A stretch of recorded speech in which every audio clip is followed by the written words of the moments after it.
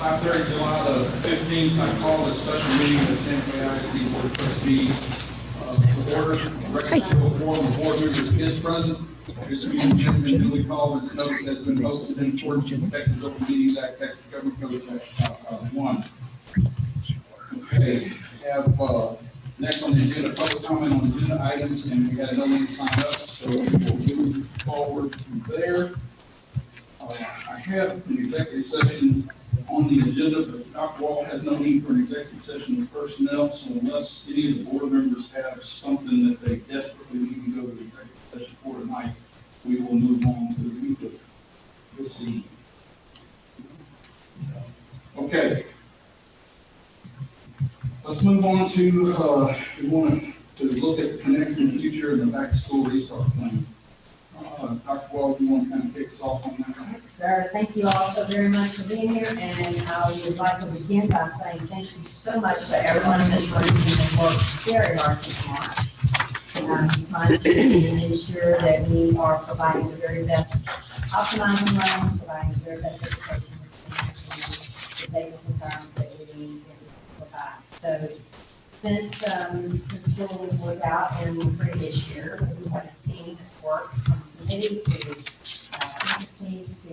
try to determine and finalize procedures and practices that will ensure safety for our students and our staff.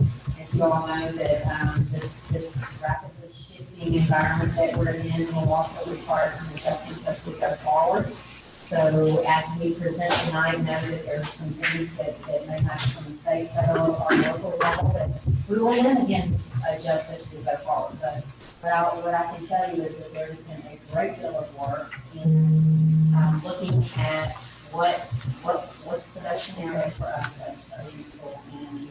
And so we've already kind of had an overview of what we've been working on from our committee reports and had a little direction, and now the teams come back together and are finalizing at this point some procedures and plans that they would like to share with you. So with that, I will turn it over to, I believe, communications standards, the staff and communications. Before we start, I just want to take this opportunity to welcome one of the newest members of our administrative team, and that is Dr. Flo Adkins, who is our new junior high principal. Thank you, Dr. Everybody, for being here. You'll hear from me shortly. Thank you. Happy to have you with us. Thank you, Ms. Angela. Okay, I will be talking about communication this evening and our back to school or return to school plan. Santa Fe ISD will communicate with parents and the general public the district's back to school plan to prepare for the safe return of our students and staff to mitigate the spread of COVID-19 in our schools. This back to school guide, 2020 Connecting the Future, will communicate the return to school information and will be posted on the website. The SFISD Public Relations Department will be strategic and factual in our messaging. We will work diligently to make sure that we have all of the facts before releasing information as to not cause unnecessary confusion. We have created a safe and healthy back to school page on the website. We have also posted FAQ page and a contact us link for students and parents in order to provide two-way communication and answer as many questions as we possibly can. We are working on our FAQ page for our employees and we'll be sending those out soon as well. We surveyed our parents, students, and staff in June and July to gain feedback on their teaching environment preference as well as health considerations. The PR department will use the various media platforms we currently have in place, which is our website, our web app, Skyward messaging, and then we have social media sites as well. We have Facebook, Twitter, and Instagram. So we'll utilize all of those when communicating our back to school plan. In order to help mitigate the spread of COVID-19 and maintain a safe and healthy environment for our students and staff, Santa Fe ISD will be limiting visitors on campus. Informal campus visits will be restricted and essential meetings will be done by appointment or through a virtual format. And if students, parents, or staff members have concerns regarding COVID-19, there will be protocols in place for contacting the campus nurse, and those will be included in our back to school guide. Ms. Hanson? Thank you, Ms. Davenport. I am going to talk a little bit about the staff and what the expectations are for our staff. School employees, of course, are a critical part of our district's success, so keeping them safe is crucial, whether it's transitioning back into the workplace or just providing ongoing services. So we will be providing a staff return to work guide, and each one of you received one of these in front of you this evening. And it is a draft copy right now, but based on feedback we've received from staff, which includes employee-specific guidelines, procedures, and controls to ensure their safe return. The guide is very specific. However, I would like to just touch on a few of the procedures this evening or this afternoon with you. The expectations for working in person and remotely will include being on site in their own classrooms, where they will have all the instructional resources that they need to ensure the best in-person or virtual educational experience for all of our students. We all must work together to fight COVID-19, so there will be safety protocols in place to ensure safety of our staff and students, which will include practicing social distancing and wearing masks or face shields in compliance with Governor Abbott's Executive Order GA-29. And this personal protective equipment will be provided for all staff. And later on, Mr. Adkins will basically go over some of those details. In addition to Safe Schools, it's always been our mandatory compliance training module. Training will also be provided for the COVID-19, such as disinfecting and sanitizing. That will ensure that our staff are equipped to work in this new and uncharted learning environment. Social emotional support will be provided through in-person counseling and LifeWorks that support a healthy lifestyle. And with the wait time to see a health professional at this time, our Ready MD kiosks are available on site for staff and or their dependents. It does not provide them an opportunity to be COVID tested. However, it does provide them an opportunity to see a health professional and then get advice and guidance on what they needed to do next.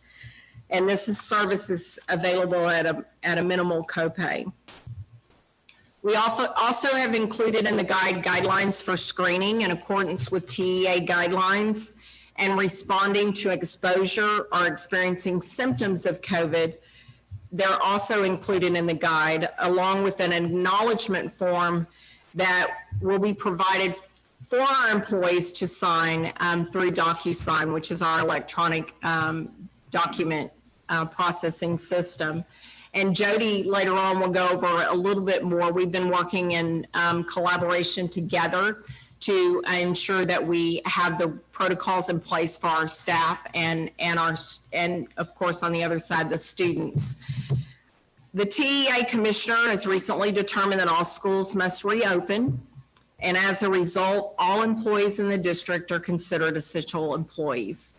So as a result, any employee who believes he or she qualifies for leave under the Families First Coronavirus Response Act or any other Santa Fe ISD approved leave will need to contact Becky Wright, our Santa Fe ISD benefits coordinator.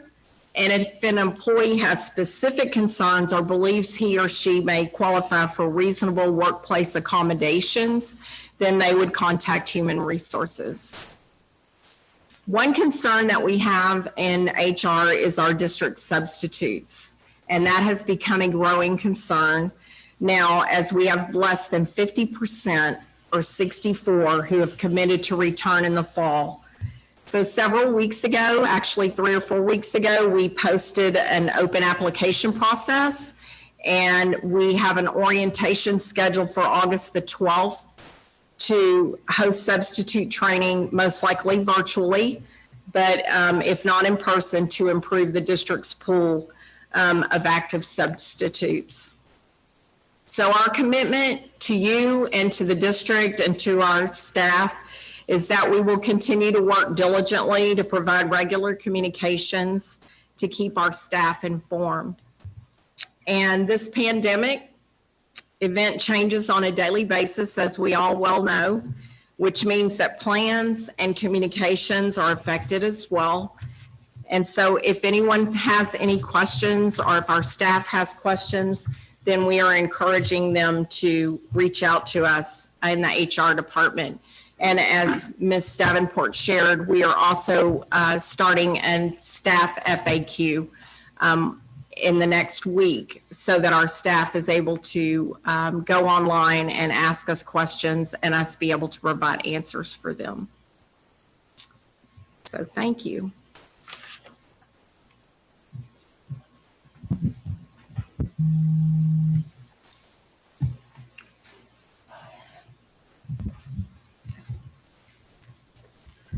Okay, so my name is Jody Nash, and I was working with other departments about, putting the standard response protocol into place. I know that y'all have seen it in the past, but we have put more details in it so that y'all can see what the protocols will actually look like throughout the school day and as things evolve. So with level 1 prevention, that would be there are no confirmed cases at all throughout the district. So we would, continue to do the solid prevention measures that we are putting into place. There is a summary of it. Is it in this? Yes. In this packet, and it is a green sheet. Oh, third page. Oh, right before I started. We have to reformat. And so this is a short summary of it so that it's a great overview of it, and the more detailed information is what I'm going to go over with y'all. So students and employees who are ill are encouraged to stay home if they are sick. We will be educating staff and students and visitors of techniques to help them protect themselves from COVID-19, including proper hand hygiene, social distancing, and respiratory etiquette.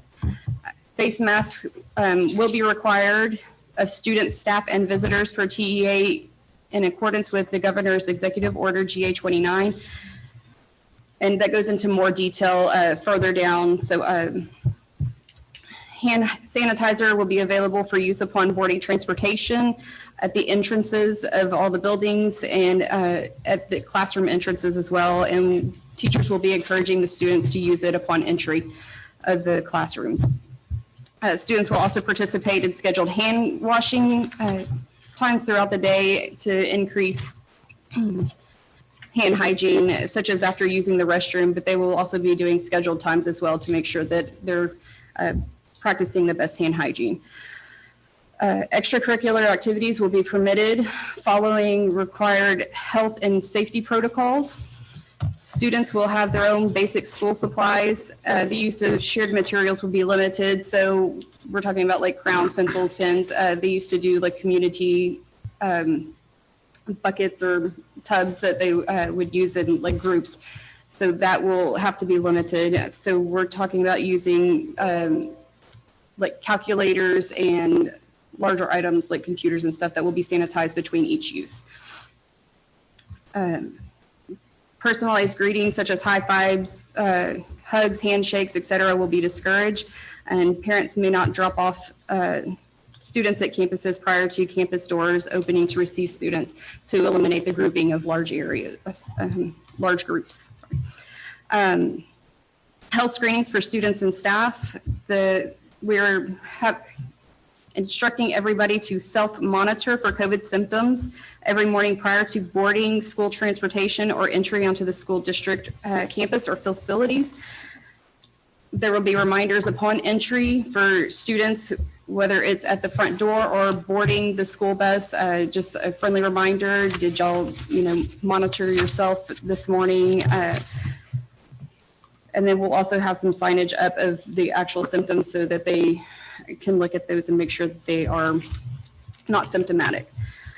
We are also going to be doing reminders over the PA system beginning first and or third period, so that it's a good reminder for not only the students at the entries, but for the teachers as well. Parents are encouraged to wait with their students at the bus stop to ensure entry is permitted. Boarding transportation with the parent present. The driver will request the parent to assess their students prior to allowing the student. So in other words, if a student says, I didn't do a self-screening whenever they're reminded before they're coming onto the bus, and the parent's there, the parent can come up, check them real quick, and they're allowed to board. If the parent is not present and the student has verbalized that they did not screen or they're possibly symptomatic, then the bus driver will tell the student, you needed to wear a mask, and they will have a designated area for them to sit until they can get to the campus and a nurse assess them. The bus driver will need to contact the bus barn so that the dispatcher can contact the campus nurse so that we can know to receive that student immediately. Entering a district campus or facility, the student will be directed to the nurse's clinic immediately to be assessed, like I said. And then we'll contact the parent, one, as a friendly reminder that, hey, you do need to assess your student before they come. They told us that either they weren't assessed or that they were symptomatic.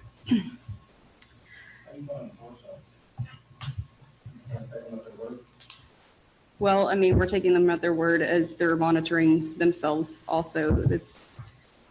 It's an unfortunate way to do it, but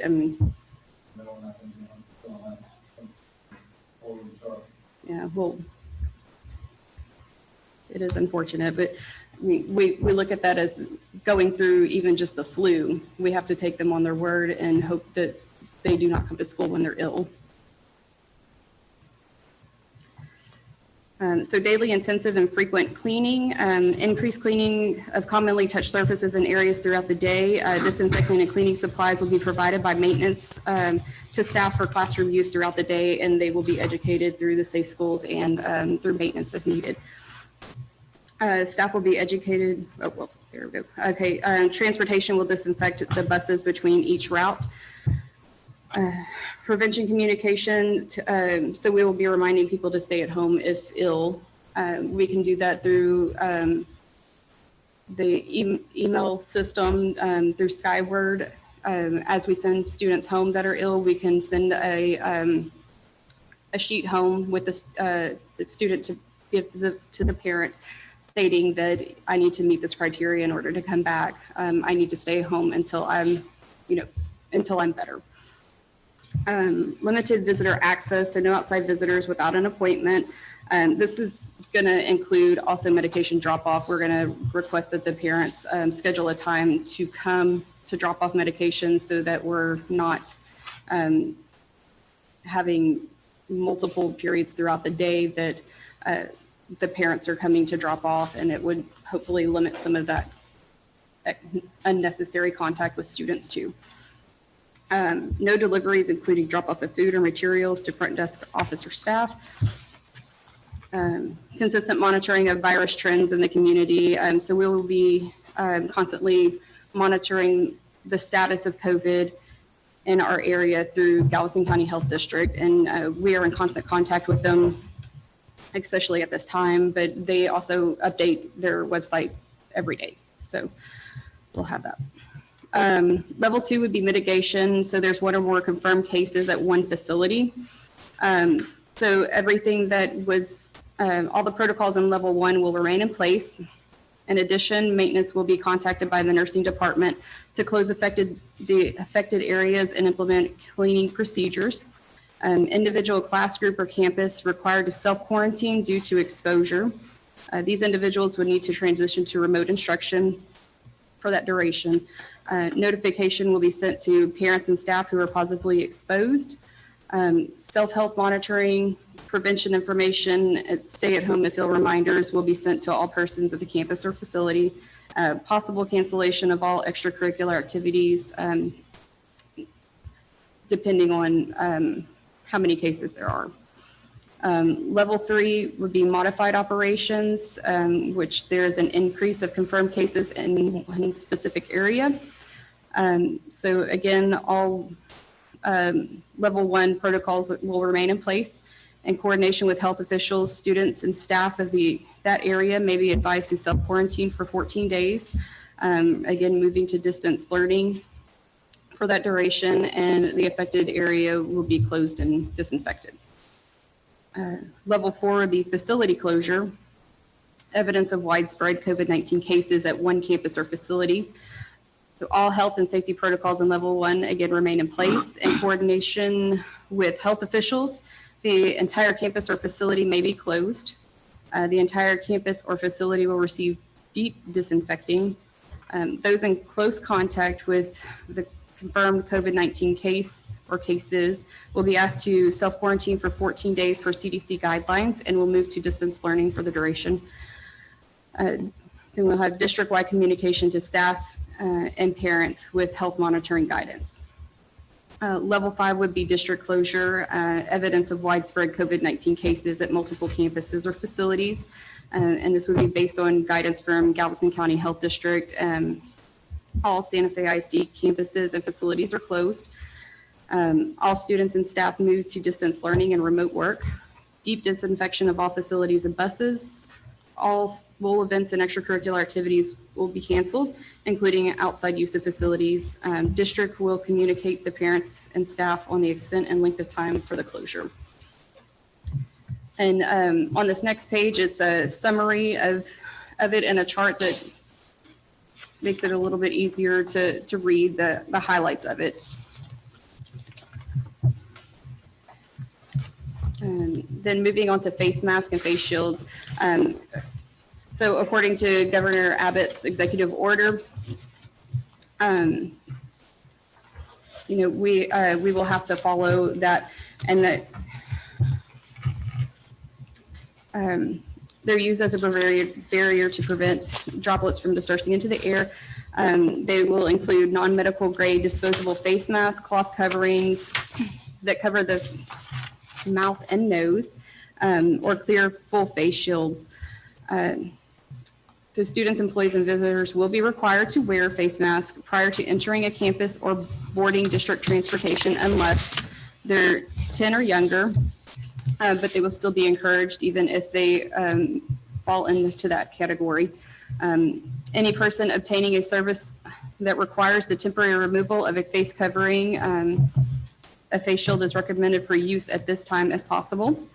If they are alone in a classroom or office, if they have a medical condition or disability that prevents wearing a face covering, they are consuming food or drink, or if they are exercising outdoors or engaging in physical activity outdoors and maintaining a safe distance from other people not in the same household. And then underneath that list the COVID symptoms, feeling feverish. This is some of the information that we will be providing to the parents as well as the staff to make sure that they are aware of all the conditions that they need to be monitoring for. And that would be a change in any of these symptoms that they would not normally experience. So some people that have,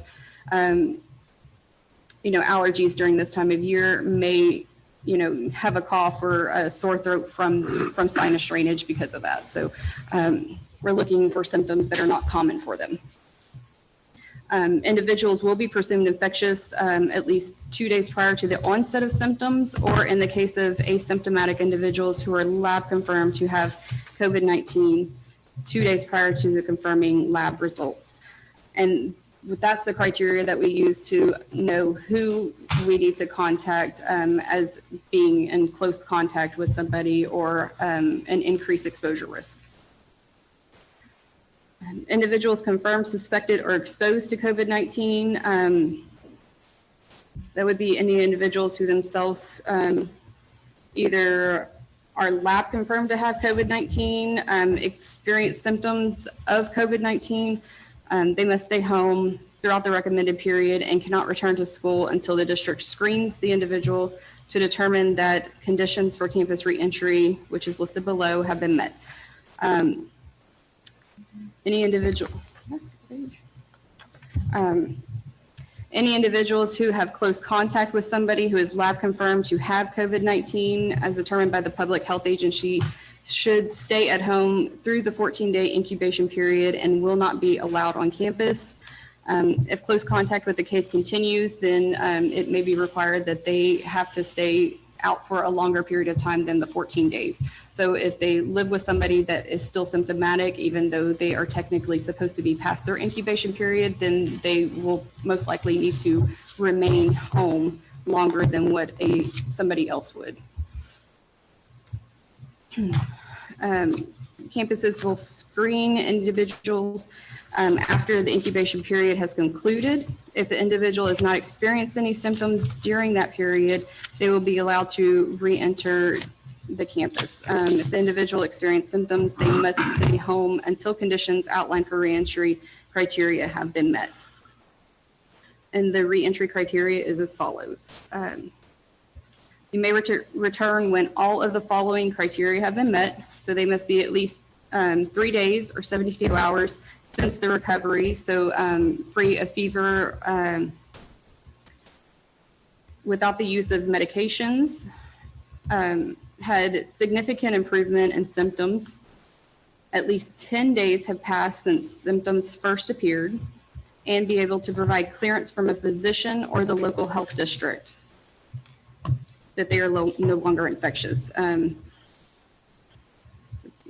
the case of an individual who has symptoms that could be COVID, such as an individual presumed, they will be presumed positive of having COVID, and may not return to campus until completing the 14-day incubation period and meeting all of the reentry criteria as well. If they have symptoms of COVID and want to return before the 14-day incubation period ends, they will either need to obtain a doctor's note stating that they have an alternate diagnosis, or receive, are we going to do one test, or do you want to? Okay. I have on here 2 separate confirmations, at least 24 hours apart from an approved testing site that both yield negative results. I did just have a conversation with the health district that said as long as we wait 5 days in order for them to test. So they consider the last day of possible exposure day 0, and then going 5 days after that would be day 5. They could test, and if they are negative, then it is not advised that they have to get a second test, but some people are going with stricter measures. So that would be something to consider. And TEA was a little bit stricter. Yeah. Yeah, I think they are. Okay. So they would need, with TEA being stricter, they would need to follow the 2 separate confirmations at least 24 hours apart. So they would still need to wait 5 days to do the first test, because that's whenever it is detectable with the swabs. And that being said, there are only certain sites that are using FDA approved testing, and we would need to make sure that they are using that credible test. Okay, and those results would need to be received by the campus nurse, whether it be the employee or student. It would be provided to the campus nurse so that they could give that clearance for them to re-enter. Procedures to respond to a lab confirmed case in a school. The campus nurse will notify the health district and obtain any necessary additional guidance.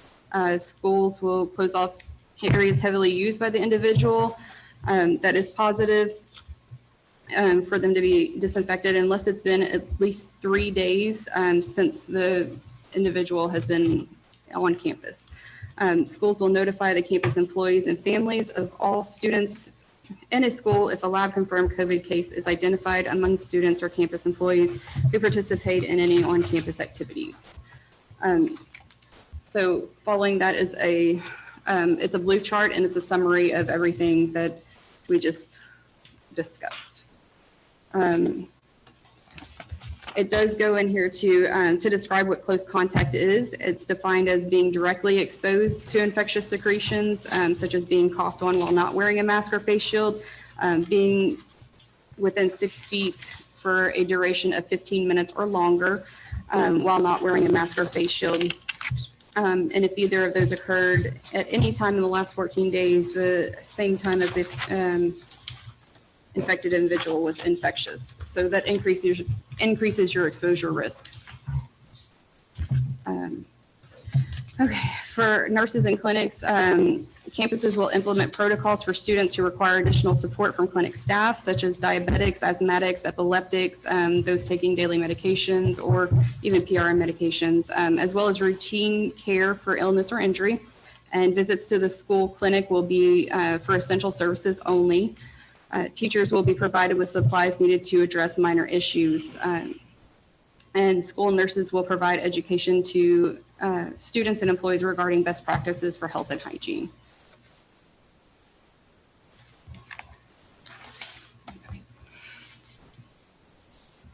Okay, thank you. All right, we're going to go to the campuses now, and it looks like we have the elementary crew is up. Barnett Elementary. Oh, Michelle's going to, are you just representing? So our plan is it's very, very similar. There are very few items that are different.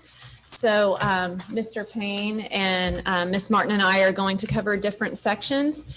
If you have any questions after each of our sections, please feel free to ask, but we're going to cover the overarching areas. So, and just know we are not going to cover items that have already been covered or might be covered in transportation or food services. So we are going to address the things specific to the things in our control.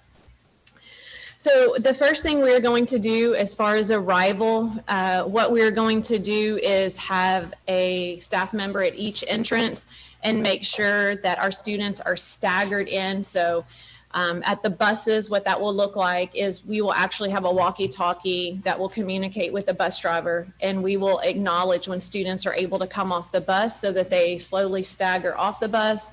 That way, when they're going into the school, we'll be able to stagger them into the school to their designated area.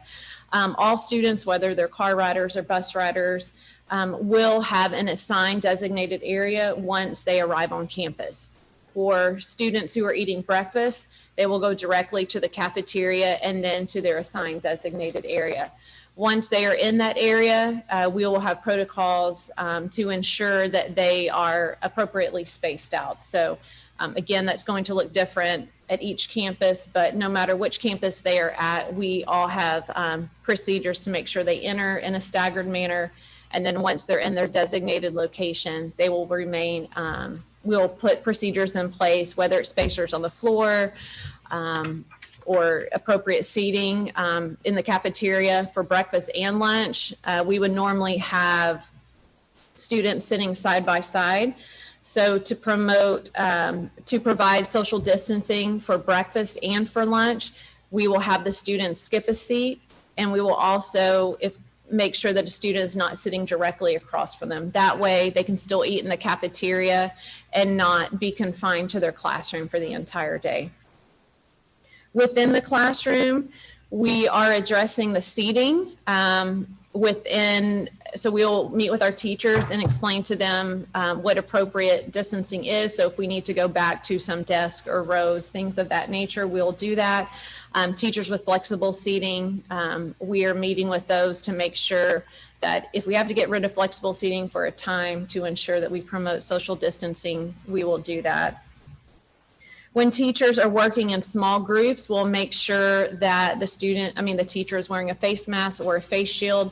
In addition to that, at the small group table, students will have dividers in between each student so that the teacher can still work with the group and get that individualized instruction, but the students have the dividers up to make sure that they are remain safe. In addition to that, we will have assigned seating. So in the classroom, we will have assigned seating for the students to make sure they sit at the same seat each day, and we'll have record of that. So if they do have a switch class, we will know exactly which student sits in which seat at all times. So those are the 3 areas I'm covering. Before I pass it to Mr. Payne, do y'all have any questions about those 3 sections? All right. Good afternoon. So obviously, when we have our larger groups, that's when we have the most concern for our students. And so to mitigate that with dismissal, what we're going to do is each of us have strategic areas on our campus, like for our car riders, we'll be able to space them out to ensure that we will have social distancing in place at those times. So for our car riders, they're going to be located around our campus. And then for our bus riders, specifically like at RJ, or at Kubitschek, that's probably going to happen a lot this year, I'm just saying. At Kubitschek specifically, we plan to put our 3rd through 5th grade students in the cafeteria, but then we're going to divide out our pre-K through 2nd grade students into classrooms to make sure that they have plenty of space to spread out. So I think we've got some great things across the campuses that are going to really help kind of mitigate those concerns when we have larger group times.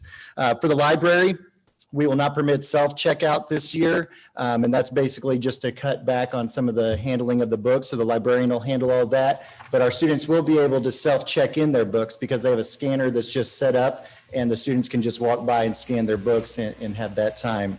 All books that are checked in will be quarantined for a few days to make sure that they are safe before they're put back into circulation to be used. And then when it comes to the restrooms, a couple of our campuses obviously have in-classroom restrooms, which we'll utilize to the best of our abilities. But those of us that do not, we will take times throughout the day where we will take the entire class to the restroom. And that way the teacher can monitor how many students are going in at a time, how we can space out using the sinks outside the bathrooms. But ultimately, if students do have to go on their own to the bathrooms, then we're going to ask them to only have 4 in at a time and be able to space out. The good thing is with STAR and other things, our students are used to a lot of these accommodations, and so they'll be able to navigate those things because they've already kind of grown up in that. So any questions about any of those areas? All right, thank you so much.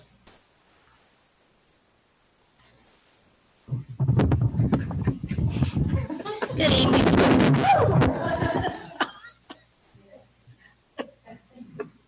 As far as specials is concerned, and that's going to be our extracurricular types of things like physical education, music, and art, we do have some things into place for that. For PE, we're looking at outside as much as possible for these kids so they can still get that physical education and that activity that they really need. They need to get that out of their system when they're in school. We will look at putting kids together in groupings, in familiar groupings, so that they can rotate and we'll know the kids that they have been around in case something were to happen. We would know exactly who to go to and where to clean for that type of thing. If they were inside, they'd have to, because of maybe rain or if the weather is too extreme, then you could remember old school PE with the distance between each other and doing exercises that are more isolated and not game type of activities, but also sanitizing that equipment and making sure we're choosing equipment that can be properly sanitized, like plastic. Art, we're going to look at additional seating as well as kids bringing in their own bag of supplies, because what we do not want is a cough or a sneeze on a community type of crayon system or markers or anything like that. So they will bring in their own supplies, and all tables will be sanitized. Music as well, we're looking at some outdoor instruction for that as much as possible. You know that when you're singing, you're going to project. And so that may cause a little bit of extra concern. So we're going to try to get those kiddos outside as much as possible, as well as when they're inside, having the opportunity to spread out maybe even more than the 6 feet so that we can still provide music education. As far as transitions, we've already discussed arrival, dismissal, and bathroom. Lunches will be staggered. This is typical of an elementary school, so they are used to that, and staggered within 5 minutes so that we do not have big, large groups in hallways at one time. As well as special, so when they are going into PE, music, or art, they will need to make sure that the exiting group is gone out of the hallway before they enter the hallway to minimize the large groupings of students there. Recess and outdoors, we'll have exits for them, and they will have a schedule for recess with minimal classes on the playground at that time. As far as visitors, I believe it was already touched upon by HRPR. However, we are going to limit exposure just because we need to take care of our kiddos there, obviously. And for essential meetings, as we spoke of, it's going to be scheduled. It's going to be virtual if possible. And if a parent or a visitor must come on, they have to pass the screener in order to get on. As well as volunteers at the elementary campus, we do have lots of very essential volunteers to getting our work done. And so we'll be looking at volunteer forms that the district has to go ahead and accept first, screeners, masks, and designated areas for those volunteers to help that are more away from the student population, and as well as no food deliveries. I think about our office staff and our front ladies with that, not having to take in all types of things from the outside that would be not right for them. Water, we do have the community water fountains. Obviously, we're not going to be able to use those, so we're going to discourage those, but we are going to ask that kids bring a water bottle with a lid or a cup with a lid. And of course, if a child does not have one, we're going to provide that for them. We have filling stations as well at Barnett. I think the high school does, and I think they're looking at some options at the other schools. And I believe that's it. Do you have any questions? Thank you.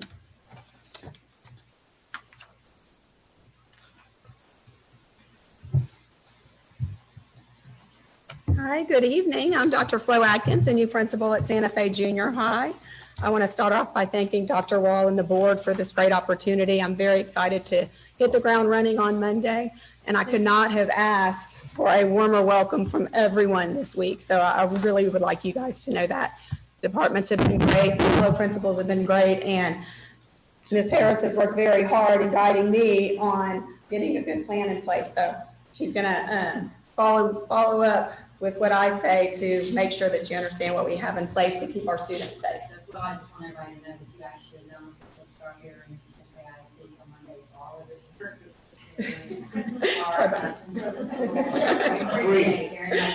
Knowing that this plan. Aren't we getting a Christmas bonus? Our gift to you is opening a junior high with COVID. That's a lot. Thank you. Well, one of the things we talked about yesterday with the principals and cabinet is that we want to make sure we have some consistent signage. So we're going to work really hard with our print shop to make sure from campus to campus we have health protocols in place and signage that is consistent throughout the district. So that's going to be all over all of our schools. We're also, of course, going to require all of our students and staff, we don't have any kiddos under 10, to wear face masks. As students arrive on campus, we're going to make sure that we promote social distancing. We're going to have administrators outside as buses roll in and making sure that we stagger those entrances as well. We're going to open up seating in gyms, hallways, and cafeteria to make sure that we have the maximum opportunity to socially distance. When students come through metal detectors, we are going to work really hard with our parents and our staff and students to make sure that they minimize the amount of items that they have in their backpacks and need to take out and check in during the process of being checked by the metal detectors. We're also going to have markers on the floor for social distancing at that time. Hand sanitizers are going to be available, and staff will wear gloves. And also, we are going to have both parties wear face masks while those searches are performed and throughout any common areas in the school. We are also going to, at dismissal, students are going to be released by hallway or by content area to allow for social distancing as they head to the buses or to parent pickup. And we're also going to change that order periodically so that one hallway doesn't always get to go first at one time. That's very important to understand to our kiddos. Also, transitions. So the high school is going to implement a one-way system where students walk one way to get to their destination and allow for a little bit of extra time during those transition times.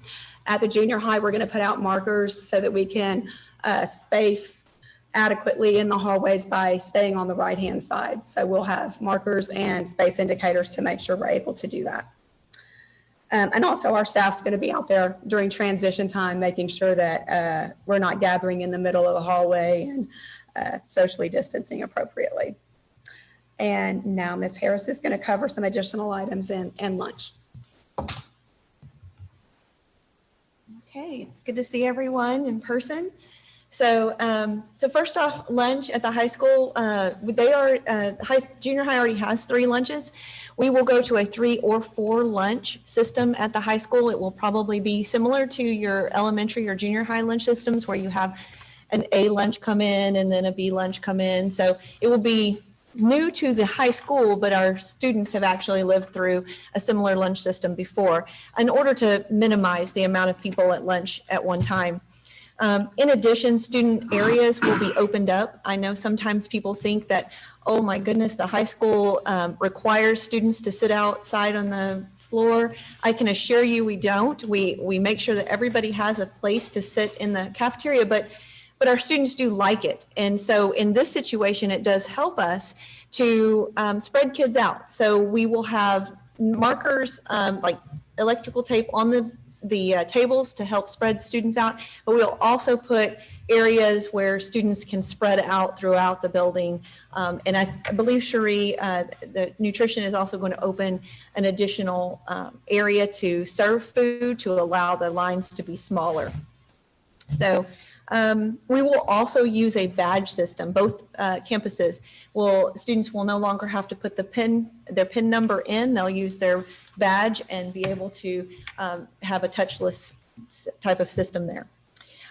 Like the elementaries, we will now allow water bottles. That's something we have had kind of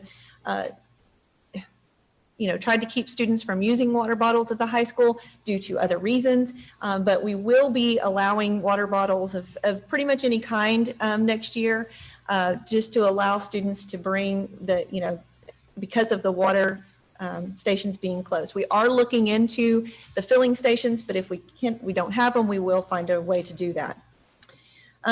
Just like elementary, and so I won't touch on it for very long, visitors will be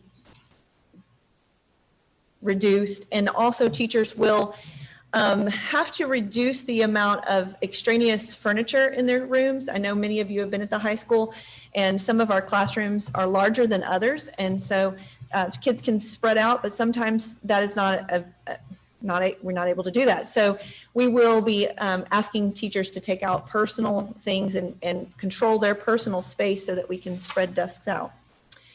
The last thing that I would like to bring up for the schools and for the principals is we would like the board to consider allowing us to go virtually for 3 weeks, like some of the other school districts are doing. I brought a few reasons why we would like to do that. First off, you've heard a lot of protocols and cleaning, and our staff is going to need some transition with that. If you look at what the staff has to do alone they have to clean the desks each time the students move. And that right there is one in-person situation that teachers are going to have to learn to, how do I get kids up? How do I clean all the desks quickly in enough time to dry, get them out, then go to my duty station in the hallway to make sure that they're going one way or they're walking on the right side of the hallway, or they're spaced out at the elementary. And that is just one example, and there's actually lots. And I believe we have staff here that can do all of what we're asking them to do. But I do believe that a transition, and we believe a transition would help them. So what the teachers are going to have to do is learn how to teach virtually, because as you heard from Ms. Nash, we never know if we're going to be shut down. We also will have students that are quarantined and they will need to go on a virtual situation. And then we'll have some that choose virtual. So if we choose that and we allow our students to get used to that form of learning, as well as our teachers get used to that situation, then we can add all of the other protocols and steps for in-person within that 3 weeks. Now, when we say that, we are definitely not suggesting a district closure. We are starting school, and our teachers would be in-house teaching. In addition, we would like to see our extracurricular and sports that are regulated by UIL continue. So we're not suggesting that stop. We suggest that those things continue. We also think it'll be a good time for our kids to, and some of them have been out of town, things like that, so we can make sure that any exposures that they may have had in some type of vacation or anything like that, we would have enough time period before they just came to school. Other things that our teachers will have to learn just briefly is the virtual learning pieces, webcams, more on Canvas than they've done before, because the virtual learning will look different than it did in the spring. And I know that y'all have already been briefed on that, but I do want to say we've made many, many lists of learning, and that would give the teachers a chance to get used to it before they're having to do multiple things. So, oh, and lastly, as far as also, we would also like that if you do agree to the 3 weeks, that the UIL would continue, but also that we would allow some small groups to come to the building. We would do some things like one grade level come for a day so that we can teach the students all of the safety protocols. I mean, I know personally walking up here with a mask and then taking it off to talk and then putting it back on while I'm walking around people is something that we all have to learn and get used to as we enter this new world. So, questions that you might have for us on any of the protocols? Yes, if I can make this work. I do. So basically the 3 weeks is pretty much a training session for anybody that hired on to a new job, kind of. Because that's basically what we're all looking at. Sadly, it's And not even just, our not just regular the teachers, the students. and our students. I mean, even as a parent, I'm going to have to learn what is going to be required of me if my child does get ill or his particular campus gets closed. Yep. I'm going to have to know how that works as a parent, Yes. along with the teachers learning what they need to do. Yes. So I look at it as, I think it's a great idea for one thing.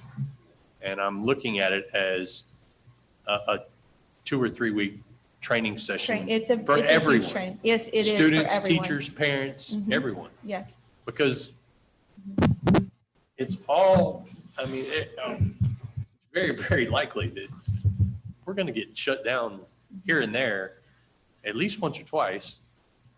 Kids are going to get sent home. So this is something everybody needs to learn.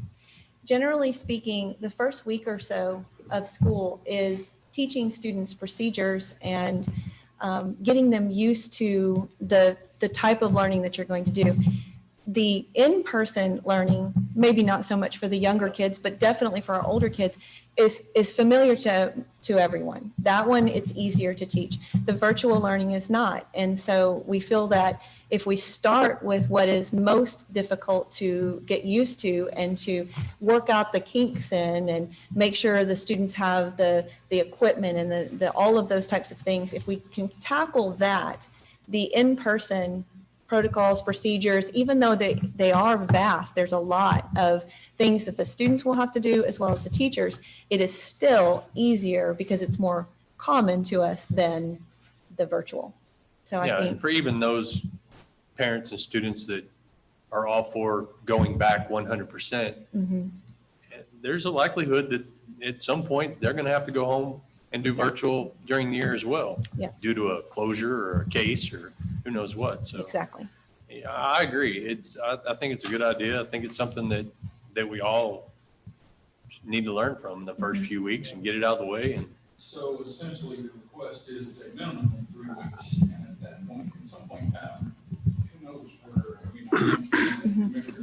tomorrow, so Right. there's less even going on or according to what the governor Okay. said yesterday, who knows where that's headed. But we're gonna have to assess this probably with where we're at, with Right, the people that actually may impact it. right. I mean, I think your request is a minimum of 3 weeks. Yes. It could potentially go on even further depending on the states, the area, and the number of cases. That'll affect with the funding as well. Well, and that's also, I didn't mention that, but we would like to be able to go, I'm sorry, Dr. Wall, but I was saying, we would like to be able to, if we're shut down, last time they gave us a week to get ready essentially, and that won't happen. If we're shut down, we'll need to go straight to virtual learning. And if we practice it in the beginning, if we go home on a Friday afternoon and something along the lines happens, much like what happened to us, we all went on spring break and then we're like, hey, we're shut down. We would be able to Monday pick up with virtual learning if we do this. That's what our goals as principals and directors are. If we were to do this, we feel more confident that we would be able to do that versus losing days of funding and things like that. No, I totally agree with James. I think it's more than just this, it's the teachers, it's everybody. Mm-hmm. Yeah, and I agree with what you're saying. I mean, in the event that something does happen, that transition this year needs to be instantaneous. Right. We don't have time to waste. Right. We can't shut down for 3 days. I mean, somebody goes home, they need to pick up right where they left off the next day. And I agree. I mean, that's another thing. I mean, and this is not to say that everybody hasn't done an excellent job, because y'all have, but what I want to see is everybody, teachers, staff, curriculum instruction, every department and every teacher working together with technology. And if you have an idea, don't just sit there and say, well, I have an idea, but nobody's probably going to care. Bring that idea forward, because we do not want some brilliant idea that somebody has to go unused. Right. Talk about it. Keep your mind open. Look for new ways to do things. And it's not to say what you're doing is not excellent, because it is. Just always But open that to new doesn't ideas. mean that there's not something else out there. Mhm. Just keep your minds open and keep looking for new things. Just to address the funding question. So currently, in kind of what Rusty was referencing, TEA has allowed the 3-week transition to virtual with full funding for that. So given the guidelines, Tim's going to go over in just a minute, there are specific guidelines for the virtual instruction that allows us to receive funding. So the 3 weeks is currently what TEA has allowed us a transition time for us to be 100% virtual. After that, until that changes, so as of today, then we will have to offer on campus and to choice to parents if they want to do virtual or if they want to be home. Switch. Is it not on? Oh, okay. Start over. We're gonna get funding. And starting school August 13th, starting virtual August 3rd. So we will continue, as we discussed last time, to follow our regular calendar, our proposed or approved calendar, August 13th, but it will be virtual. So what if we can go, approve this. what if we need to go longer than, I mean, can we choose to go longer than 3? But it's not it's like they said, it's not if, it's just when it's going to happen. So currently, no, but as Rusty referenced, the governor yesterday said the commissioner was going to be giving us additional guidance on that option. So I would expect that means that we will have, as a district, local decision, the ability to make that determination based on our area, our needs. So currently, 3 weeks is the approved time that we can transition. But the expectation is that maybe It's going to be lengthened. for us. It would be our choice. In 3 weeks, and also 3 weeks, a lot can happen in 3 weeks. Who knows where we'll be 3 weeks into that? That's very true. But I agree with, Right now, a lot happens in 5 days. yeah, but I agree that time is very important. So everybody is up to speed, because that's the thing that's going to be different this year. I mean, the school closes, we have to pick up the next day where we left off. Correct. Okay, Good deal. anything else?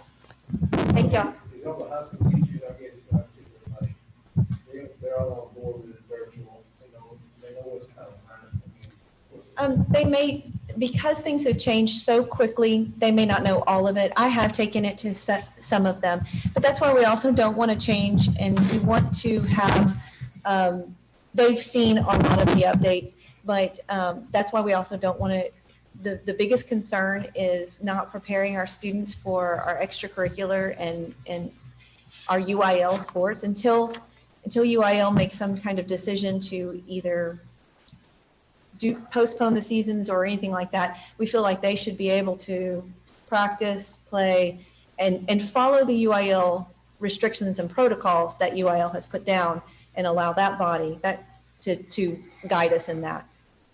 So that was the biggest concern. And it does allow us to get used to procedures in a small way.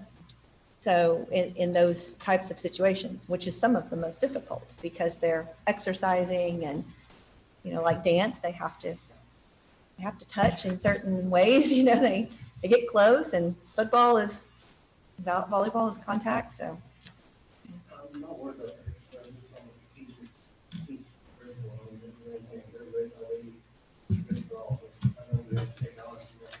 Well, yes, and that's part of what are 3 they? weeks of training. The answer is no. I don't believe all of our teachers are 100% ready. I think that they did a fantastic job transitioning while they were home, but they do need training. They need training, and some of our teachers are naturals at virtual learning and distance learning, and then some of them need to learn. I mean, I know personally, I've learned, and I thought I don't need, I'm going to use this today.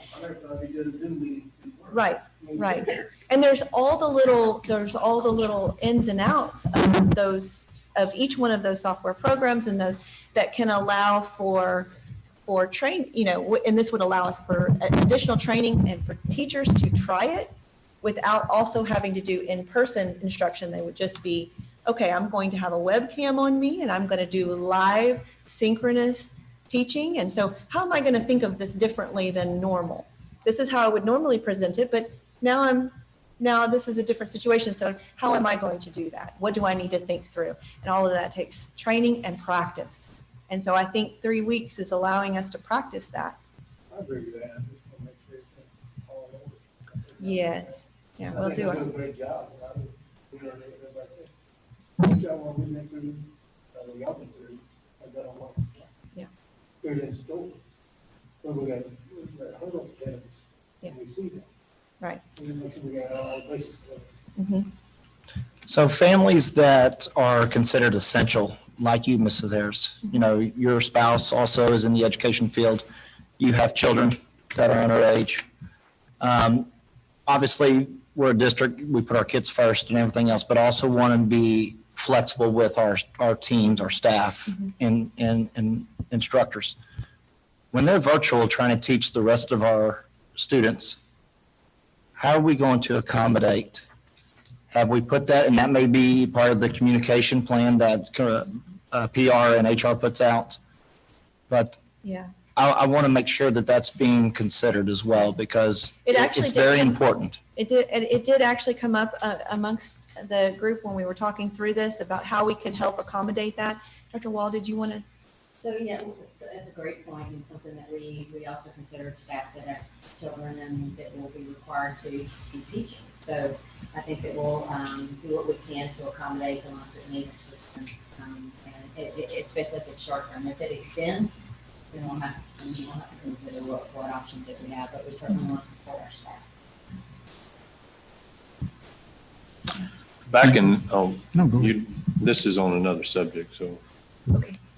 Backing up to the Go ahead. spacing at, are we still gonna have 3 lunches at the junior high? Are we gonna have space? I don't know if you know this, but you've got a really small cafeteria. I don't know if you figured that out yet. We are going to have 3 lunches at the junior high. I think it was anticipated, should we come back fully, that we would have about 60% according to the parent surveys, times the 3 lunches. Some of the protocols we're putting in place at the junior high are that teachers are going to be walking their students to the tables, and they're going to sit at assigned tables, and they're going to be released by table to go to the lines as well as to return back to class. So it's going to look different than what it's, what students are used to. They're used to, So not straight having- to the lines altogether, and that we're certainly going to put those as much as, a lot of this is contingent upon numbers should we return. Yeah, and if the 40% aren't there, then that should give you, that's what I'm basically asking. The 40% not being there, that's going to give you what you need to have the regular lunch that you normally have. Okay. Plus the option of spreading them out in classrooms, et cetera. Yeah. Absolutely. We can utilize hallways as well, but there's some things, if we're heading back to school, we do the absolute best we can to enforce social distancing. And in some of those orders, some say may, some say shall. So we do the best we can with what we're handed. And we're working on a bigger cafeteria eventually. Oh, yeah. All right. Thank you. It's on our radar, trust me. Very true. All right, I'm going to go ahead and address the learning environment.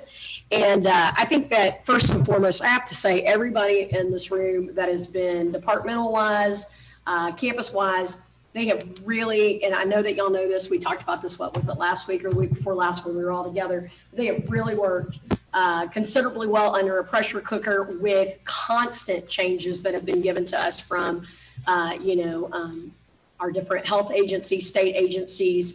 And it's been a lot of research that we've had to make certain that we've looked at and we've considered. But one of the things that I have to definitely say that, we do well is, I think, adapting to change. And one of the, points that you brought up, Mr. Grassmuck, a moment ago was about working in conjunction with technology. Well, that's something that we do. Now, in terms of the departments, actually, technology is part of curriculum and instruction. However, technology plans are part of a delivery method to students. It's now the virtual learning designs that we're having to come up with, and we are coming up with. So the innovative, believe me, if we've been given any kind of, segue into being innovative, this whole particular, if you can find any kind of silver lining in the COVID situation, this whole particular situation has only allowed for us to be able to be creative and explore possibilities. But I think ironic thing is about that is that some of the kids are laughing at us because they're saying, oh, you're finally catching up as an adult to the students. Matter of fact, some of the best lessons taught were from the students to the teachers in our makeshift environment in the spring. So I wanted to kind of talk to you guys about the learning environment. So we have the traditional learning environment, and the traditional learning environment is basically the face-to-face learning environment. Of course, when you go back to traditional, you don't involve, by any means, any type of technology. So we have far evolved beyond that to where we have a web facilitated model that happens in class anyway. However, being that we have evaluated, we have surveyed public, if you're watching, thank you for all of the surveys that you have taken, and we appreciate it, and there's more coming to an inbox near you. We have, we have audited our curriculum, we have audited our supplies. Kip and I, the Director of Technology, have been working closely in terms of looking at a variety of models, evaluating the numbers of computers and technology that we already have within the district, looking at the computers that we are replacing, our generation 1 computers. So there's a variety of things that we've had to do, and we've had to take in all of these data points in order to be able to prepare for what's next, because what's next in the mind's eye, and I know that a lot of people, we're all creatures of habit, we want to think that learning is going to look very similar to that of spring. Spring, again, was makeshift. So basically, as you know, TEA has been working very hard, I have to admit, and say that our state agency has been a really invaluable resource in providing and preparing us for what may be this school year. And they started in early spring. So early spring allowed us to take everything that we were doing, and we did a gap analysis. And when we did a gap analysis, we were able to see where were there gaps in our curriculum, where were there gaps in our technology, in our implementation of technology, where were there gaps in our resources, where were there gaps in student learning, teaching and instruction, our coaching models, all of the systems that we have in place.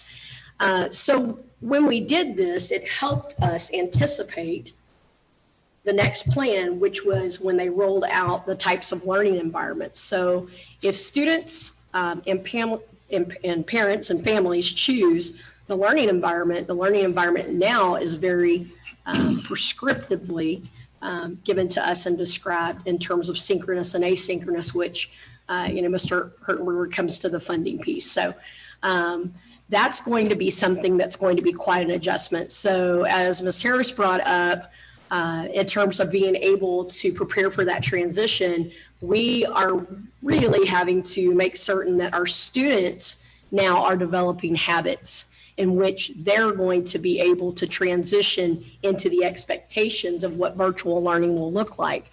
And I can give you an example. My nephew in high school told me if he has to learn virtually again, that he was going to do a better job of staying on top of things, and he wouldn't hesitate and put all of his assignments off until Friday. And I told him, absolutely, you're correct. You will not just because I say so, but because this is now a requirement in order for you to participate often in your learning. And everything that we do, we have to submit a plan to the state so that the state understands that we have scheduled time for students in their virtual environments.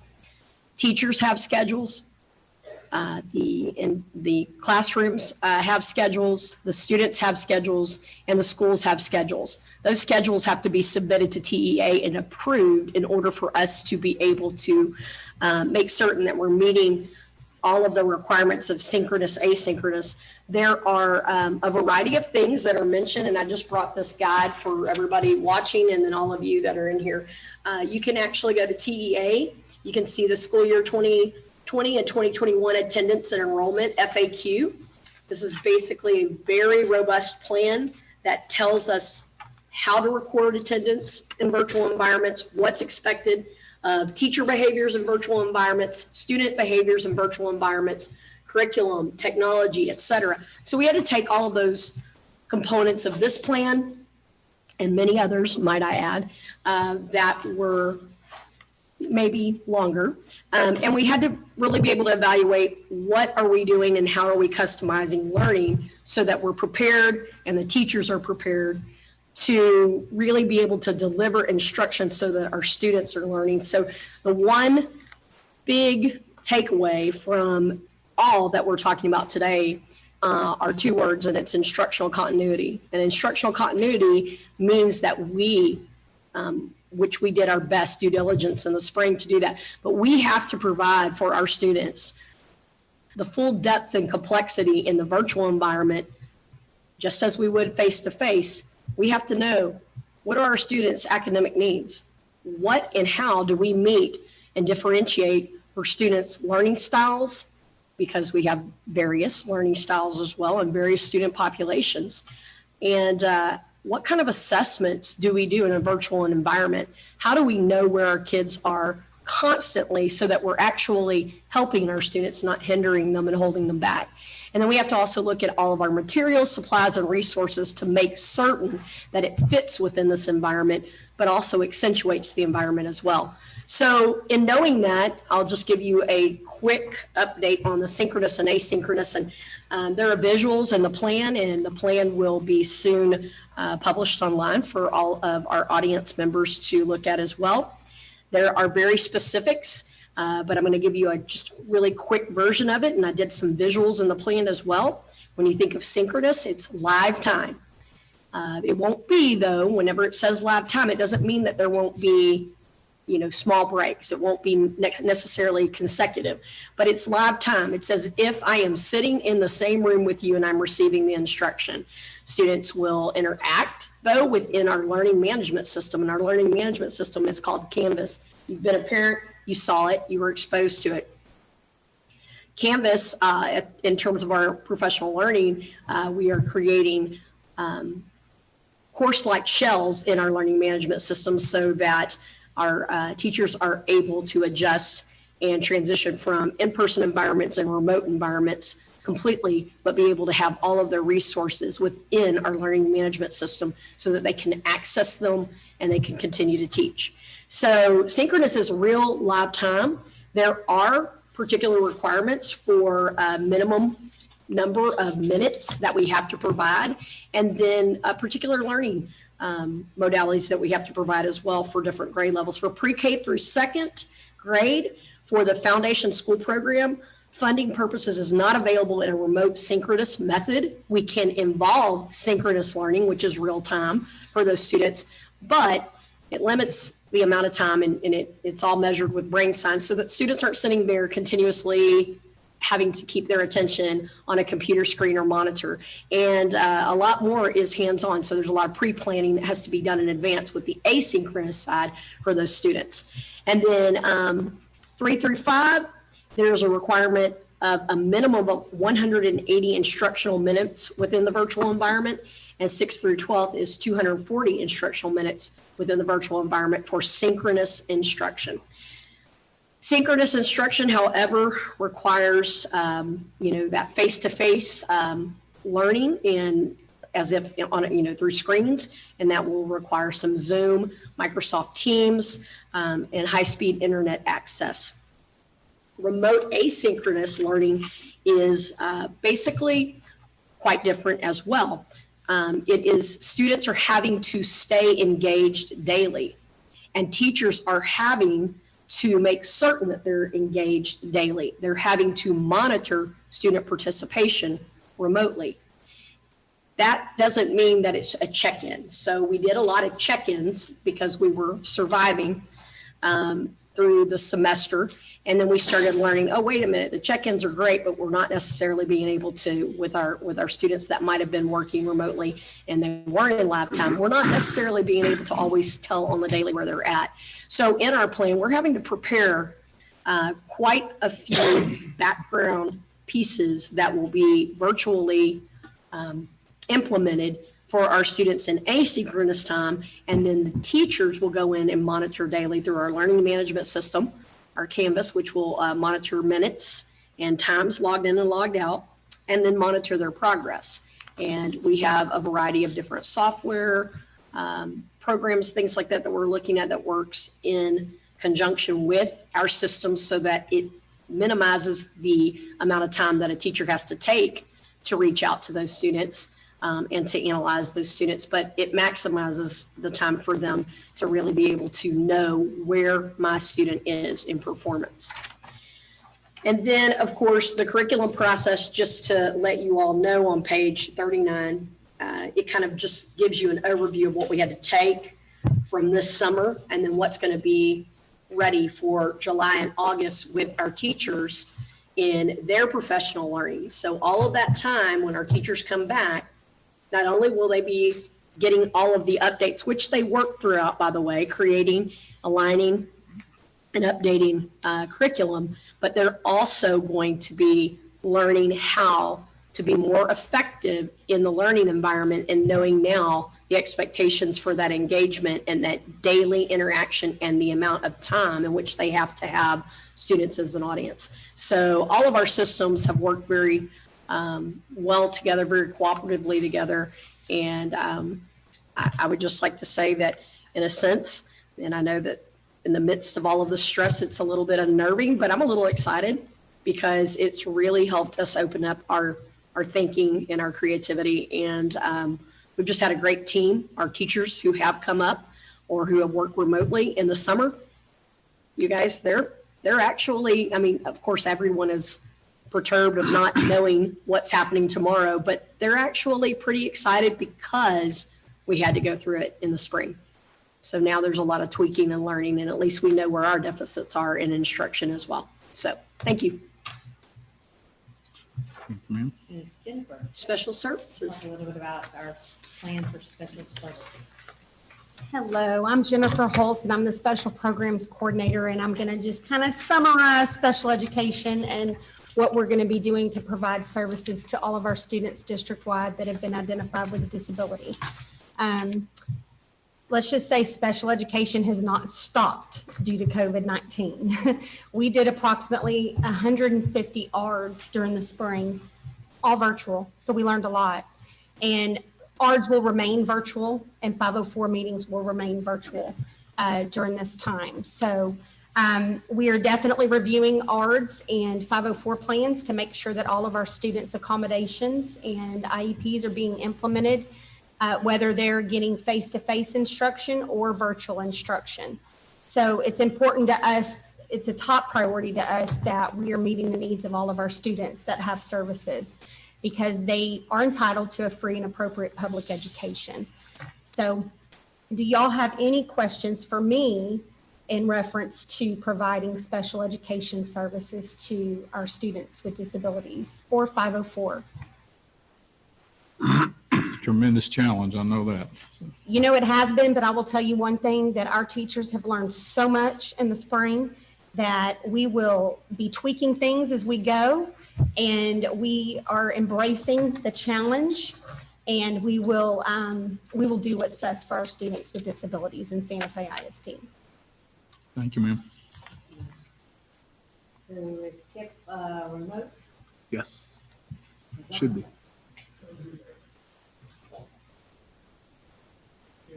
You wanted money to be here.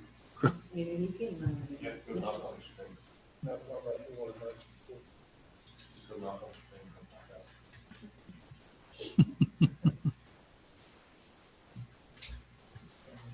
He's not on?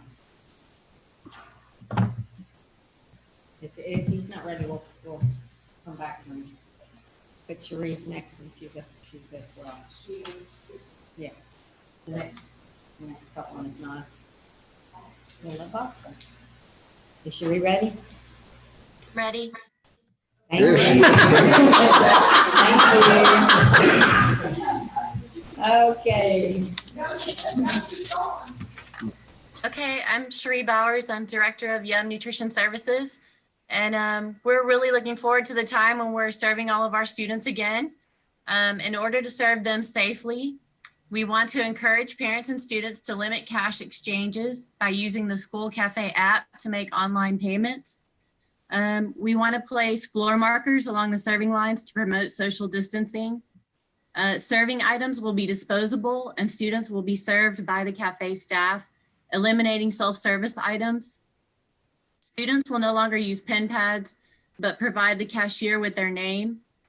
All cafeteria staff will wear gloves and masks, and clear barriers will be installed around the cashiers. Serving stations and lines will be sanitized between classes. Students will be seated in order to promote social distancing while they're in the cafeteria. Students may be assigned to eat in various locations throughout the building to maximize social distancing. And no outside food deliveries will be allowed into the cafe or into the school building. And visitors will not be allowed to eat breakfast and lunch with their kids in the cafeteria. We wanted to address all the areas where students might touch things. So that was our big focus, to try and eliminate as much of that as we could. Thank you. Any questions for Cherie? Hey, Bob. Okay. You guys let me know when Kip's ready, and we'll come back to me. Yeah. So operationally, we're going to support everything that's going on in all the classrooms and in all the buildings. We're going to distribute hand sanitizer to every classroom. There will be a station in every classroom, and what that looks like, we're still determining, whether it's a wall-mounted hand station or a pump system. If they are portable pumps, we're going to try to get 2. That way, if they run out during the day, they can set one out, we'll refill it at night, and they'll always have that. We do have an allotment coming from the state. TEA has procured for every district an allotment of materials, PPE, 40,000 plus masks, 20,000 gloves, 580 face shields for us, 280 gallons of hand sanitizer. That's all coming, and we should be getting that in the next week or so. It's going to Region 4. We'll go by and pick that up. So we're getting that free of charge from the state. So that's going to help us with that. Don't matter, I saw a rough calculation on a call out a couple of weeks ago that said a district our size will go through about 27 gallons a day, based on four pumps per student if you have 100% participation of students. But, if we're looking at 60% load and we're taking 3 weeks off, it could go further. We do have a good procurement supply chain already established from our vendors. So I think we're in a good place, and we'll be 100% ready to go. Our plan is to keep a month's worth of all chemicals in our warehouse and 2 weeks on the campus at all times. So, You guys are ready for a month of it, see how much you use. right, And then right. So the other thing we're going to do is we're going to continue cleaning out the flu protocol, which is our flu and bacterial protocol, which means we clean desks every day. Every evening, we do wipe down common touch areas, and we also keep up with the bathrooms the best we can every day. We're going to teach teachers and provide them with sanitizing chemical, and we're going to teach them how to use it, and we're going to provide them with microfiber rags, and we are also looking at disposable wipes to provide them as well. This will allow them to spray and keep up with the desks as kids transition throughout the day. We're going to provide them training material for that and teach them how to use it, teach them how long it has to sit on the desk, and to properly kill all the virus there. We're going to also come in if we get a positive case and we have an e-mister and we're looking at procuring some more, going to come in and e-mist those areas so that we can knock that out as quickly as possible if we do have a positive case. Restrooms will be sanitized nightly as part of our flu protocol. Cafeterias will be wiped down in between students coming and going. We have a food master that has a disinfectant, say chemical we've been using for years. And then one of the things we're looking at to try to get more distance at the hand washing stations is in restrooms with multiple sinks, we'll shut down every other sink so that we limit that. Restrooms that have 2 sinks, we won't shut down any of those. At Barnett, where we have the communal sinks, we're looking at how to shut down every other nozzle so we force separation there. So we're looking into those opportunities to minimize that. Mr. Bob, Ms. McKinney, you want to talk to us about buses? Here comes the fun part.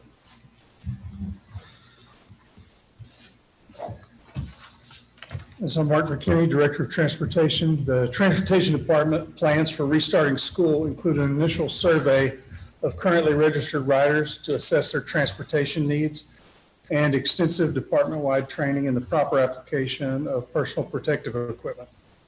Cleaning and sanitizing procedure training has already occurred and will continue. For the health of the students, we have touchless hand sanitizers that will be mounted inside the bus and available for use on entry and exit. All routes will have assigned seats with the middle seat unoccupied, and with the exception of heavy rain events, the windows will be down to increase the flow of fresh air. Albeit it's going to be hot, fresh air at the beginning, it will be fresh air. Riders 10 years of age and older will wear masks in compliance with Governor Abbott's executive order. Riders under 10 years of age will be strongly encouraged to wear masks. Masks should be applied before entering the bus and must remain in place for the entirety of the ride, including exit. Buses will be supplied with disposable masks for students who forget. We have a plan to address a student on the bus with visible symptoms or at the door of the bus with visible symptoms. The driver will secure the bus and call dispatch via cell phone in order to protect student privacy, which is the one exception we make for a driver using a cell phone on a bus. And the dispatch will set the plan in motion. If we can get the parent back to the bus, we will. If not, we'll isolate within the school bus, provide a mask, and notify the school that we're transporting. Unloading delays at secondary campuses may lead to delays in the beginning the cleaning process and subsequent beginning of elementary routes. Procedures for route delay notification to campuses are in place. Buses will be cleaned between secondary and elementary runs and thoroughly sanitized at the end of each shift. And there's a difference between the cleaning and sanitizing. Sanitizing is a very thorough fogger. Right now we have an electrostatic fogger, and the cleaning is more of a spray and dry as we're deadheading to the next route and with the windows down or wiping down on on a wet, humid day. Any questions?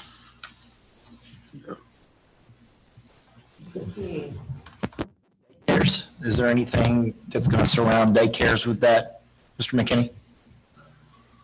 So we'll be in contact with the daycares and see what their expected ridership is. Most of them have some form of transportation. We may ask them, just based on the space, where we have a dedicated daycare run, the space would be limited to 50. If they run over 50, we may ask them to, transport any number in excess of 50. We'll just have to assess. We have some buses that seat a little bit more. We have some that'll seat 56, and we'll try to use those for daycares where possible. If he's not, I can do it. Any more questions? Thank you. Coach Bentley, ready? Okay. Yes, ma'am. Can you hear me? And All right. First of all, Coach Bentley, the athletic director, Santa Fe ISD. Thank you to all the attendees. I'm doing it via Zoom, so there's 104 of us. And thank you for giving me this opportunity to give you an athletic update. Real quick, just over summertime, what we've been doing summer conditioning. That's been all outside. That's at the high school and the junior high. We've also been doing sports-specific instruction at the high school only. Right now, basketball, boys basketball and football has been doing that. Our numbers were great starting out. Everybody was excited to come back. And this is our last week of the conditioning camp, and our numbers have kind of dwindled down a little bit. But just to give you a couple ideas of what we've been doing and the guidelines and things that we've been following, we've been doing daily pre-screen questionnaire for the COVID symptoms, practicing social distancing as much as possible. Recently, with the Governor Abbott's order, this week we started on Monday implementing face masks for all coaches and kids. And of course, during that, Jody spoke about it, but there are exceptions to when the students can actually take them off. We've been following that. Also, just an update over summer, UIL has allowed one-on-one drills to occur and the use of locker rooms beginning July 13th, which was Monday. We have not used any of the locker rooms to this date, and we have been limiting the one-on-one drills since Monday, just to be kind of cautious. Looking into the start of this year that's coming up in the fall sports seasons, which are cross country, football, volleyball. We're going to continue the face covering stuff, executive order. And just to clarify that one more time, there are a bunch of parents that are asking questions about this. The exceptions are, right now, once the students come on campus, they're wearing them, and they're going to continue to wear those until they start actively working out or participating in whatever drill it may be. So they're not working out with a face covering on them. So just to kind of clarify on that, and there are some other medical exemptions as well. We're going to continue pre-screening. Hopefully, we are currently set to start August 3rd. UIL has not given us an update or pushed anything back. There are a bunch of rumors of flipping seasons and football, volleyball, and all these sports going right now to flip and go in the spring, and baseball and softball and all the spring sports come in the fall, but nothing has been posted by UIL. I don't foresee that. I haven't heard anything from UIL on that aspect. So right now we're rolling as if we're going to start on August 3rd, at least the fall sports. Physicals, we did secure Dr. Kirkwood, our athletic training department, obtain them. They're going to do those on the 25th of July at the high school. I sent out an email to all students from 7th through 12th grade through Skyward. In it was a letter about the physicals and the physical form. Board members, just so you know, there will be a resolution that you guys will see come your way about physicals and the possibility of following UIL's stance on that. But knowing that we secured this doctor, that will be a backbone, a fallback plan. Of course, we want all students to have the physicals, but that resolution will allow us to fall back on possibly not making them have it for a year. You'll see that. Eligibility, this is another big question that's been coming up. If students do choose to do the remote learning, or if we offered a hybrid or the in-person or whatever it may be, UIL has posted eligibility requirements on this, and through a bunch of conversations with Dr. Wall and the administrative staff, we felt that we would follow the UIL stance on this and allow students to participate, whether they were enrolled in virtual learning or in-person learning. They do have a grading policy that they asked the district to come up with, but after speaking with the administrative staff, it looks like our grading policy is going to be the same, whether they're in the classroom or remote. So we will follow our current grading policy. Sanitization, that is a big thing. So currently during these sport-specific instructions over summer, we've been sanitizing before as much as we can during and after each use. And that is just to keep as a cautionary, just precaution, just to keep the COVID spread down. And then we've also been, like I said, limiting the one-on-one drill since Monday. So we're trying to do everything, and then we have all hopes to start on August 3rd for our fall sports, but we will see. Any questions? Questions for Coach? No, thank you. Did we ever find Kip? No, I don't think so. So Bob, you Yeah, I haven't heard, so. There you go. One of the things that technology department has done is as y'all approved in the last special meeting, the purchase of 340 new laptops for teachers. So those are scheduled to be here next week, and those will really help in their online learning. That should give every teacher between the lease program, the ones we bought from Barnett last year and the ones we bought this year, a computer that's that's right at a year old or less. So it should put them in a really good place for supporting this online learning that we're looking at. We will do training on these devices for all the teachers virtually so that they have any questions and support them in any way through technology. The interactive boards are very helpful, like the one we have here. We have those at Barnett. We have a couple in the libraries. We don't have them in all the districts, but it may be something we look at for future, especially if this looks to go longer term. We will do a lot of staff development and a lot of training with webcams and things like that. For student devices, we have 6,000 student devices in the district. Some are older. We have an agenda that we will present on the 27th board meeting to purchase some new student devices. That's to replace some Gen 1s. We also are going to look at opportunities moving forward based on some information we found out today that there could be some opportunities to purchase additional student devices with the help of the state. So we're going to see where that comes out, and we'll pursue those. The biggest number of computers we have are Gen 2s, and so those are about 4 or 5 years old, but we have plenty to support the students' device needs if they need them. And that went real successful, I think, in the spring. We checked them out, we bought insurance, and we have that. We bought 25 hotspots in the spring to support teachers and some students. The state is looking at a program to get more or help us fund internet service to students. So, because you can't have synchronous online learning without high-speed internet. So there are some options out there we are going to pursue in the next 2 weeks to make sure we can procure those items for them. We also, in the spring, turned up our Wi-Fi at each campus so that students can come to the parking lot, sit in a vehicle, and have Wi-Fi.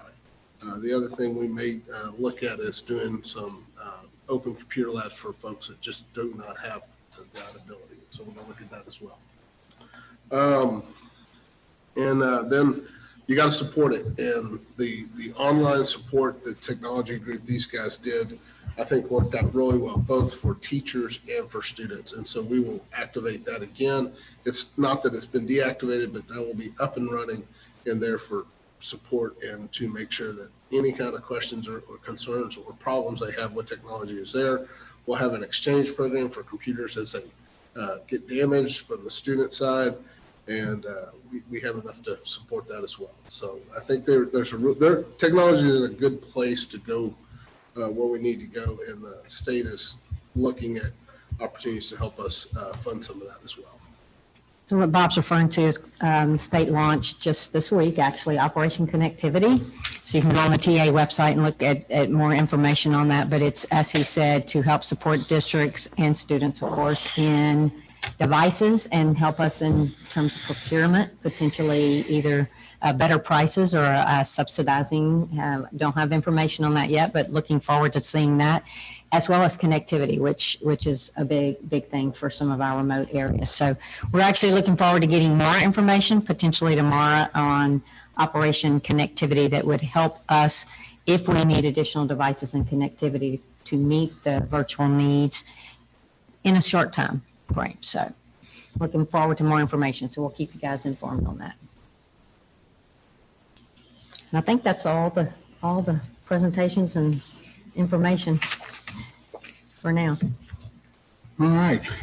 So if no one has any questions for anyone in the group, we do have an action item. You had a request. And it's written up in an action item for approving this plan.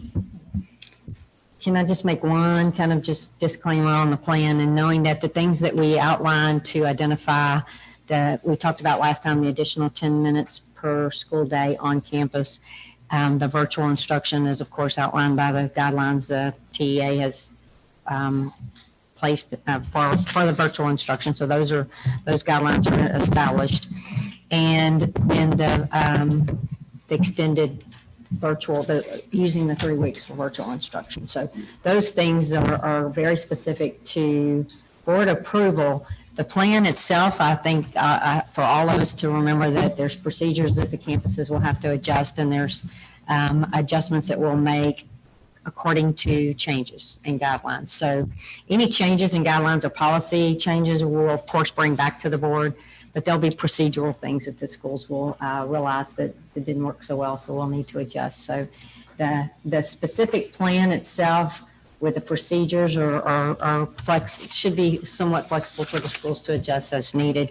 But things that require board approval, for example, the extra 10 minutes in the calendar and the additional 100% virtual, are the things that we're really focusing on for approval, other than appreciation for the hard work, the great deal of time and effort and put into creating these details that we know will probably need to be adjusted again. So we appreciate the support of the board and of all of the work of the committee and all of the work of the staff in doing due diligence and our very best to be ready to start school in the safest we can do it, and optimizing learning and supporting our staff along the way as we learn new ways of doing instruction virtually, especially. So one question we really haven't talked about tonight is the true funding of some of this. You know, obviously there are some costs that are associated with doing whether it be full virtual, hybrid, or in classroom, that we're going to incur that we don't even have a clue what those costs look like yet. Yes, I hear that we're getting some supplies from the state, but those only last so long. Do we have any inside track on how some of this is going to be funded once and if this goes a lot longer than what some of the experts are saying? Because truly, we're trying to be responsible with our fund balance and everything else, but obviously this can go a lot longer than what we anticipate. So is there any talks from out of Austin, to your knowledge, Dr. Wall, or anybody else that may have had those talks? I think that we do continue to hear from the state that they're going to continue to provide support, and I know that the state's getting money from the federal government for that purpose. We don't have any handouts in terms of money yet, but I do know that there's an understanding that this is definitely going to cost more money between the cleaning and the technology and just the shifts in our practice will definitely cost more money. So I would say there's no check in the mail, but it is something that's being discussed and something we'll continue to advocate for. Because, you know, we created our budget based on what we knew at the time, which we approved in June, with our staff, with our department budgets, and outside of that, it's going to be a local cost until we get any other kind of support. So we'll certainly be diligent in paying attention to that, and we will not spend extra money outside of our budget without you being involved in that.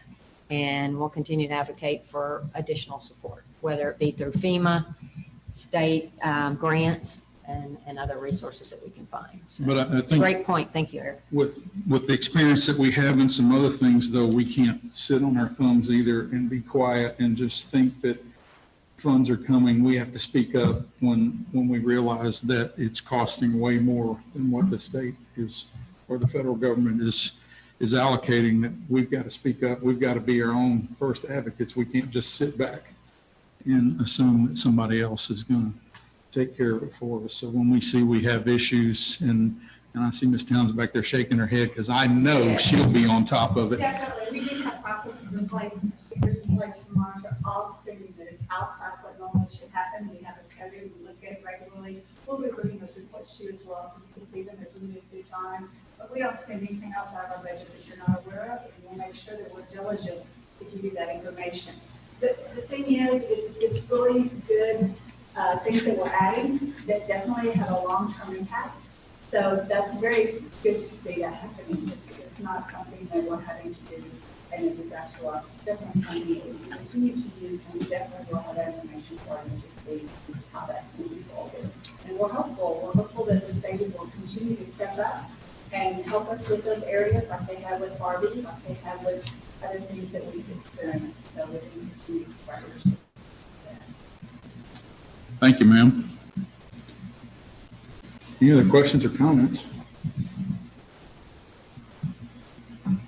Mr. President, I make a motion to consider and approve this SFISD Connecting the Future 2020 Back to School Restart Plan, including approved 2021 district calendar with additional 10 minutes per day for all students. Additionally, approve the initial recommendation for virtually start from August 13th, 2020 through September 4th, 2020, with potential gradual on-campus return based on campus plans for a safe return. So there, in this motion, is it a set, are we discussing the 3 weeks virtual, or is that? In this motion, it's the 3 weeks. And we know for sure. If that's approved. Yeah, that's been blessed through the TEA. I don't think 3 weeks is long enough myself. Certainly something that once we get more information, we can come back and look at if that's. Right now, it's kind of out of our control. Right Because now, right now, it's totally out of our control. 3 weeks is all we're going to get funding for. If the state comes back, which they probably will, and say, hey, you're authorized for more, then we'll have funding for more, and we'll revisit this. But right now, 3 weeks is all we could do, no matter what, because they're going to cut our funding off after that. Okay, that's where I'm So going it's with something it. that's got to be revisited later. Right now, this is as far as we can go. I really expect it to change soon, but right now, this is the requirement. I thought it had already changed to 6 weeks. Not officially. Second, by the way. Okay, it's been moved and seconded that we approve the Connecting the Future plan that's been presented to us. Any other questions or comments? Mr. Davenport, how do you vote? Yes. Mr. Snyder? Yes. Mr. Logan? Yes. Mr. Hertenberger? Yes. Mr. Grassmuck? Yes. Is Patrick Kelly still online with us? Yes. And yes. There you go. Hey, Mr. Kelly. You only get one vote. All right. Yeah, you only get one. And I will be, yes. Said yes, and I'm here. Yeah. That's it. I got to see if Patrick didn't have any questions. Patrick, did you have any questions on anything? No, sir. Thank you. Okay, I was a yes also, so it is passed unanimously. All right, that is our one action item. Any other comments or any other questions for everybody before we move on to adjournment? Thanks for everything that y'all did, I can tell you that. And there's something else too. I mean, I look around this room tonight and I don't see the same energy that I normally see. And I'm sure that's because this is very frustrating. Y'all do good work. Do not give up on us. Do not. Please continue to do what you've been doing. I've seen a lot of y'all tonight with a lot of down looks on your faces. Don't give up. No. And I know y'all won't. So obviously, the monumental times that we've been talking about just continue and with really no end in sight right now. And I think everybody recognizes how difficult it is to have a plan, and especially a plan that's going to please everyone. I'm not sure that that's even possible. But just know, as people start to question, now that's out there when we're starting school and a few of the things that we've done tonight, and people may challenge or they may come up with other suggestions, do not let that for 1 second be any indication to you that the work that y'all have done was not top notch and very much appreciated. Right. Absolutely. I agree with that. Because like I said, I'm not sure we could even develop anything that would please everyone. So it is very much appreciated, and we will endure as we have in the past, and we will continue. If we have no other comments, I will entertain a motion to adjourn. Again, comments, Davenport? I knew you did. That's why I asked the question. Go ahead. You know, on the heels of what James and also Mr. Norman, what you've been saying, there's a quote that says, when you do right, and especially when you do right from your heart, there will always be some who will disagree and misinterpret you. So in saying this, I know that we will not obviously get this 100% right in everybody's eyes. But governing from our hearts, if we do, and we put our kids first. And then obviously, I mean, when I say this, I don't mean this any disrespect to the staff and the adults in the room, but the kids come first. And then it's our staff and our support group and all the ancillary departments that make Santa Fe ISD what we are today.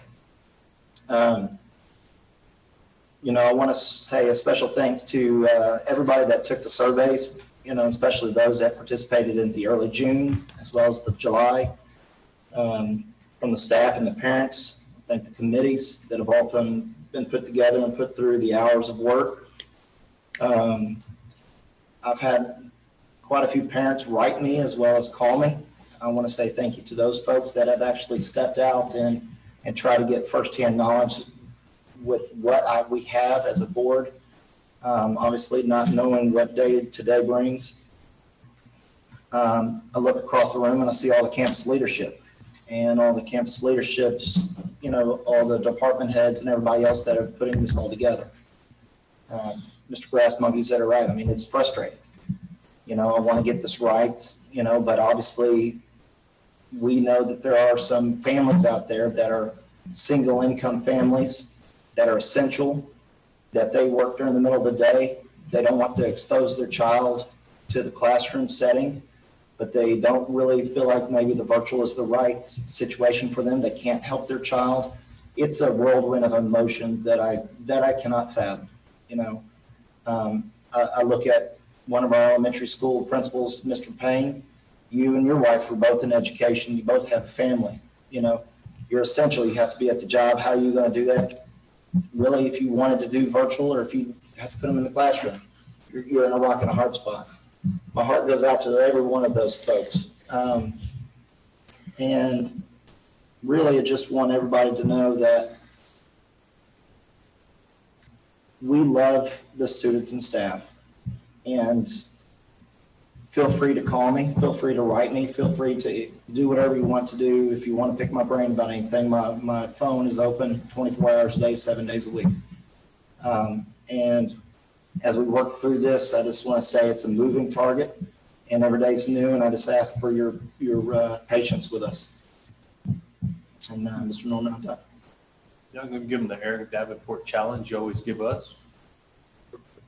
Why'd you do it for me? Don't get him started now. Oh, man.